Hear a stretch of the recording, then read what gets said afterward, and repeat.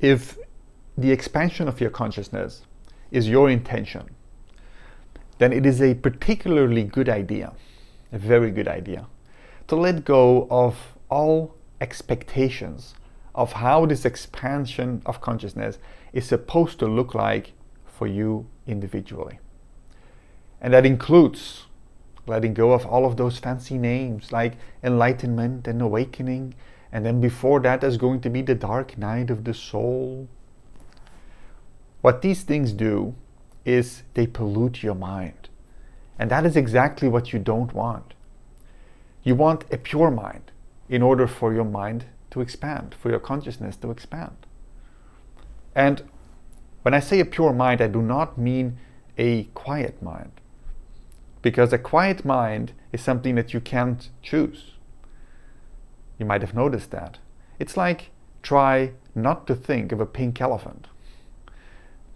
What happens is you think of a pink elephant. This happens because your mind, your brain, has almost 100 billion neurons. And those 100 billion neurons, they spend 30% of your energy, okay? So it is a big part of a human body that consumes energy, okay? The brain. So just let it do that. You're not gonna just stop it. And you don't need to. That's the beauty part.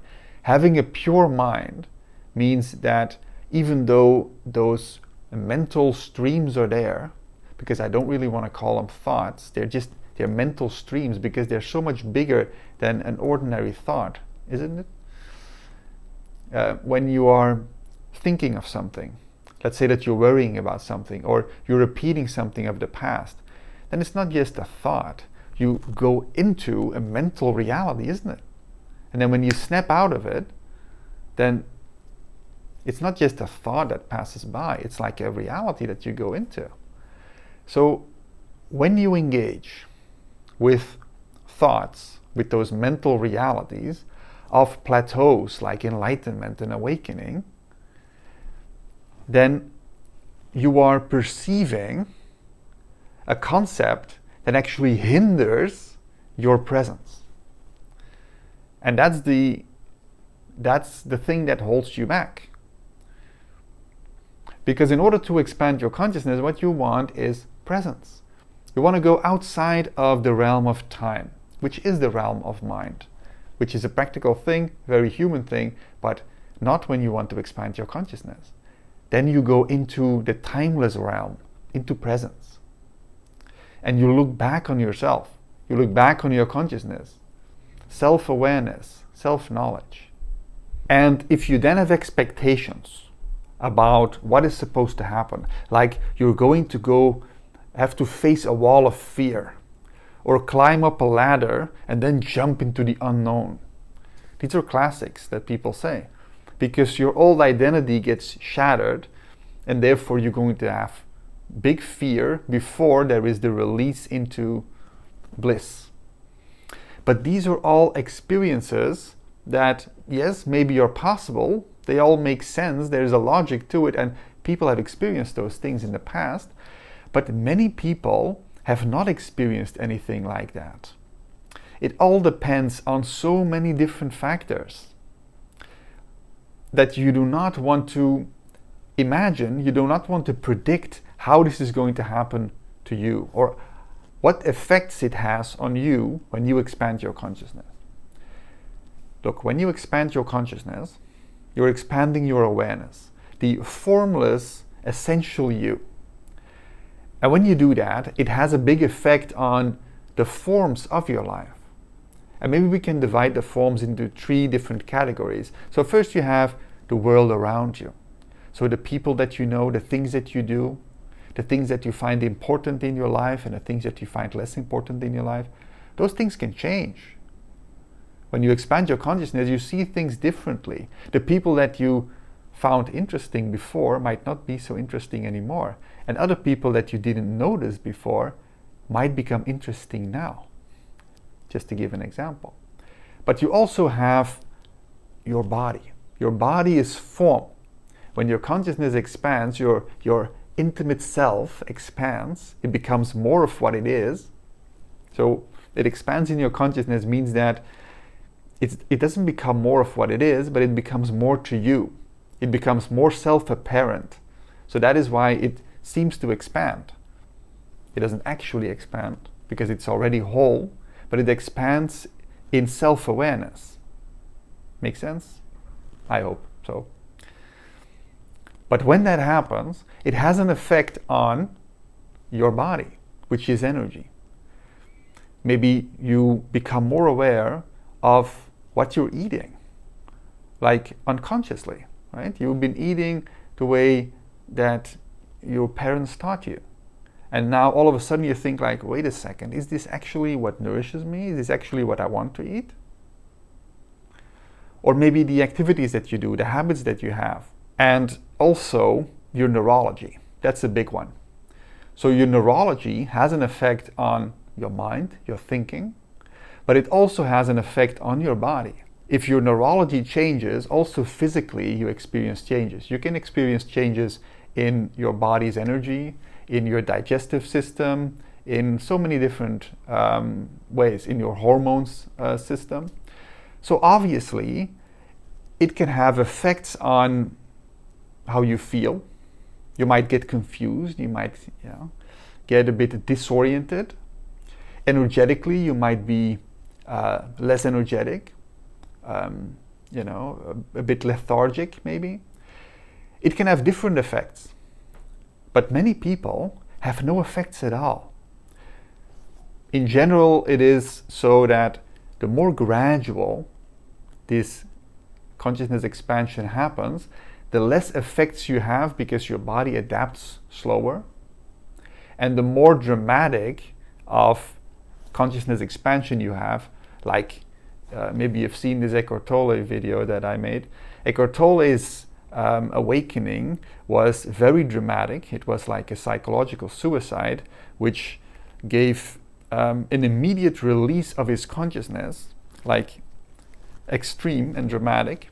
And this for him had an enormous effect on his sense of stability and his orientation in the world and so on, because it was such a dramatic event for him. But when you look at, for example, Rupert Spira, which you undoubtedly know, he is a very famous contemporary spiritual teacher. He didn't experience any real dramatic effects or any real physiological or psychological effects with the expansion of his consciousness throughout his journey.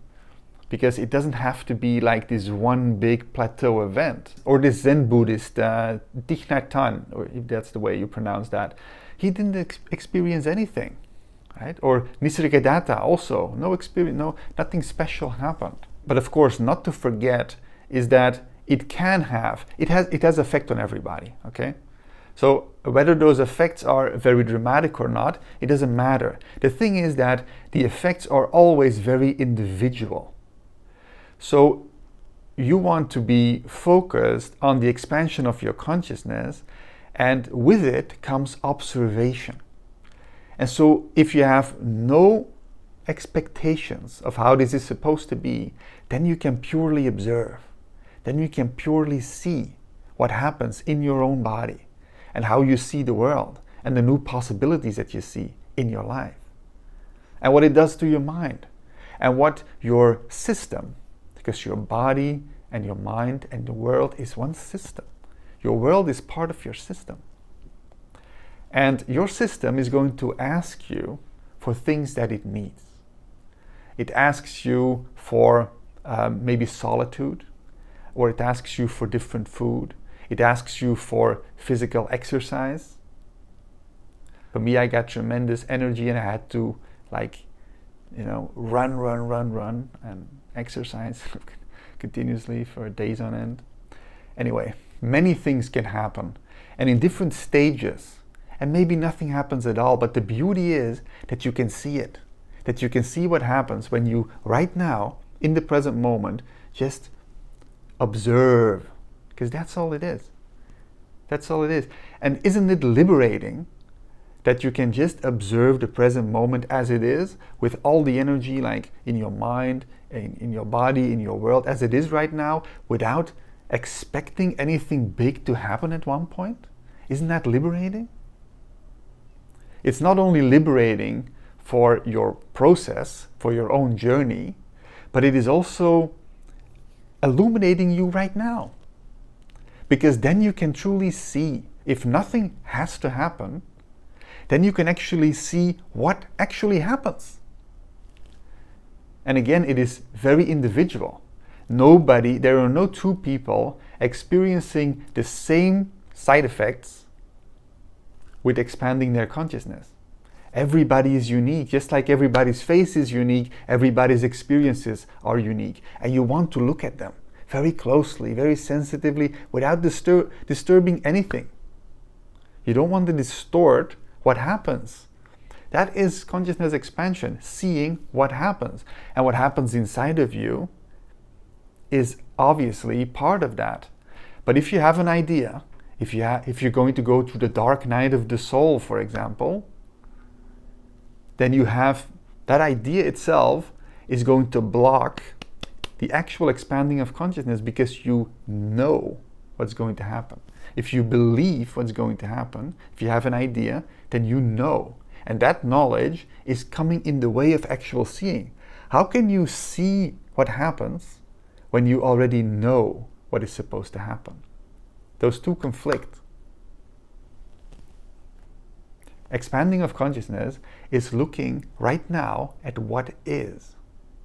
Expanding what is, not what you know is going to be.